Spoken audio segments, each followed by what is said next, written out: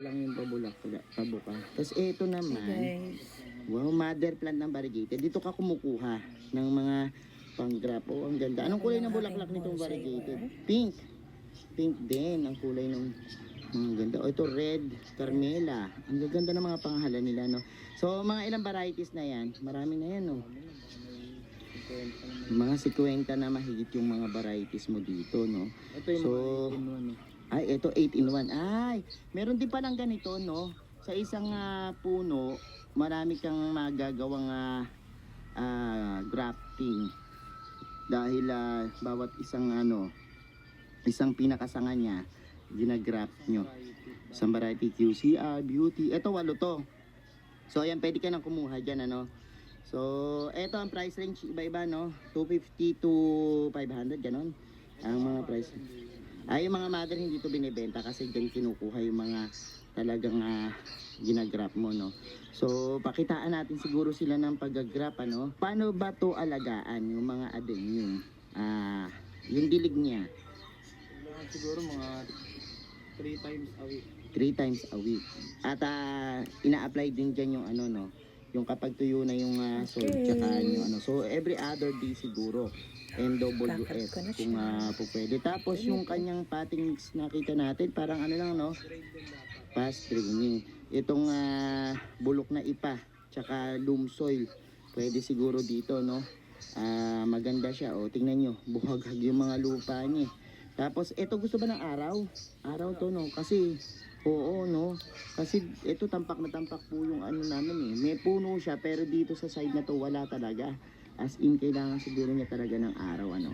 So, ganun lang yung pag-aalaga. Tapos, para mapabulaklak mo siya, kailangan matured lang siya, no? Kusa naman siya, no? O, may panahon din ito. Kusa lang.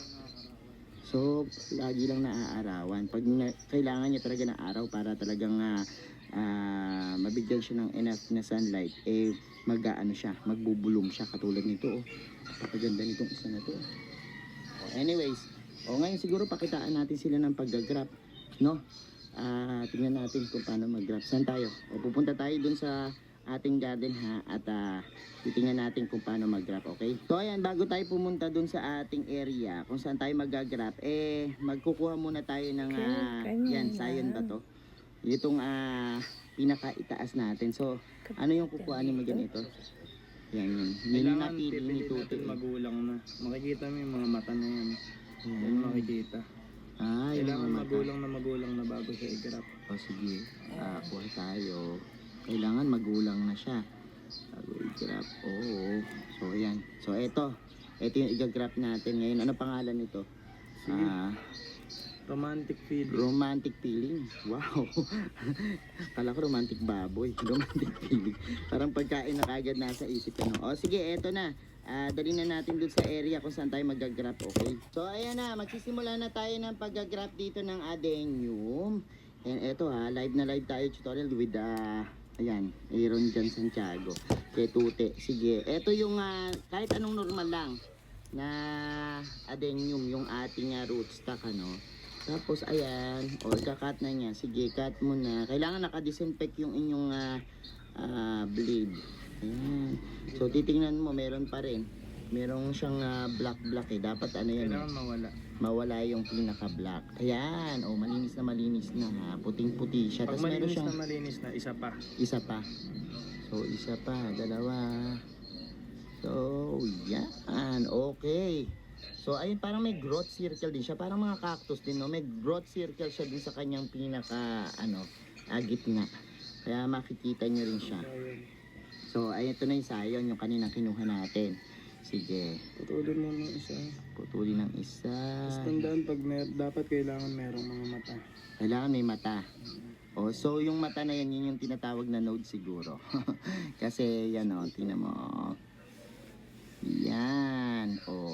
Putol tayo. So ganito lang yung kukunin. Ganito lang kaliit.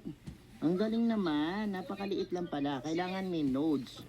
So, doon sa papagitan ng mga yung mga mata-mata. Kailangan nakasmile yung siyempre, pagkanto siya. May ganun pa talaga. Ay! Ganun, nakataob. So, ibig sabihin baliktad. Kailangan daw naka-smile yung pinaka... Nakaano ko dito. Yan, yun yung pinaka sayon niya. O, ayan. Maririnig Sige, yan dito. Tapos lalagyan siya ng parang plastic. So, sa amin sa mga house plants, parang yung tinatawag nating ICU. Yan. So, nilagyan siya ng plastic, tapos goma, inikot-ikot. Yun. Ganun lang pala kaliit. Akala ko, yung pinutol natin kanina, yun na yung pinaka no? O, ganyan pala. So, ang galing. O, eto, isa naman. O, ayan din ha, puputulin natin yan. Then, nagpalit siya ng cutter, tingnan nyo. Ang galing, tingnan mo, ayan. Tapos, ano pa natin yan? Isa pa. Isa pa, sige. Go. Isa pa yan. So, dapat pala pag malinis na, meron pa. Isa pa, kasi meron pang itim eh. No, may itim pa siya, ayun Look, sige. Ang galing. Ayun. Talagang puting-puti na siya, no? Ayan. Ngayon, yung dyan din ulit tayo kukuha. Ang dami palang makukuha dyan. So, kung ilan yung mata na yun, ganon. Pwede. Ang galing, no? Ang daming makukuha dun sa isang ganong kaliit lang na pinutol natin. Ayan, sige. Naka-smile dapat yung oo nga, naka-smile yung kanyang yung kanyang pinaka, pag nakita nyo po, naka-smile siya. Yung pinaka nodes niya. Kasi pag hindi po daw po naka-smile, si mangot, hindi tutubo. Kasi baliktad. Ayan. Yan, katulad din ng unang ginawa, parang ina-ICU, nilagyan ng plastic, tapos nilagyan ng, nilagyan ng goma. Yan. So, ginaganyan yan. Ang galing. Diba? Bagong kaalaman yan sa atin. Ayan, pakita naman natin sa kanila yung finished product nito. Meron ka nang nagawa nito, no, diba, na finished product. So, check natin ha. Pakita namin sa inyo. So, ito, inilipat natin ang pwesto, no? Kasi, dapat, kapag halimbawang bagong graph, dapat, sabi ni Tute, nandito daw sa silong. So, dapat shaded siya. No? Ayan. So, nilipat natin. Yung dilig naman ito, paano? Hindi dati didiligan yan, 2 weeks. 2 weeks na hindi didiligan. Kapag nag-graph. So, ganyan lang siya. So, ayan. Ito naman, ito na yung finished product. Ayan. Ito yan. Ito May tubo na. Mga ilang linggo na yan. Ito 2 weeks na. Pwede na itong tanggalin? tatanggalin Sige, na tatanggalin natin yan. Wow. Ang galing. 2 weeks na daw to. Tapos tingnan natin kung ano yung nangyari. Ayan. Wow.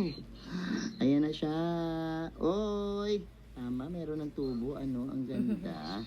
May tubo na siya at ang laki na ng tubo niya. So, napakaganda. And ito naman, ito ba graph to? Hindi, no? Ito graph. Ito graph. So, ito yung pinaka-graph. Kapag mga ilang weeks to? Ito 2 weeks. 2 weeks, tapos ito 1 month. 1 month. Bilis din palang lumaki, no? So, ito naman bago lang. Ito, magkasabay itong dalawa na to. Magkasabay. Para sila 2 weeks. Ito naman magkasabay din. Ito naman magkasabay. So, ito multi-stem grafted na yan. 4-in-1 siya bali. 4-in-1, 4. Ang galing. Tapos lalagyan mo dito ng pangalan, para yan matatandaan mo. So, ayan lang po. Tapos napakaganda. Effective niya yung napakabilis lang pala mag-graph nito. Kailangan lang talaga meron kaning sayon, tapos meron kanitong ating roots. So, ganun lang po yung pag-graph. Minsan kusa naman siyang kumakawala na. Oo nga. Itong isa na to, pakipakita natin sa kanila. Itong isa na to, yung pinaka-ICU niya, natanggal na siya, no? Kusa Sa na plastic. lumabas. Kusa siyang lumalabas. Ang galing. Kahit hindi mo pala siya tanggalin, kusa siyang lalabas, no? So, normal na plastic lang naman itong ginamit, no? Plastic ng yelo. Plastic lang ng yelo. So, ang galing Ayan po, Kita nyo, ang bilis lang pala mag-graph at yung napaparami mo. Biruin mo, ganun kaliliit. Tumutubo siya at napapalaki. Ganda. Kailangan lang talaga marami kang rootstock, ayan po mga ka-MVP yung ating proseso ng pag-graph nitong adenium, So ayan mga ka-MVP, napanood nyo na yung ating mga adenium dito sa garden, Ayan po kay Tuti yan, At napanood nyo na rin po yung pag-graph, at I hope na may natutunan kayo dyan sa ating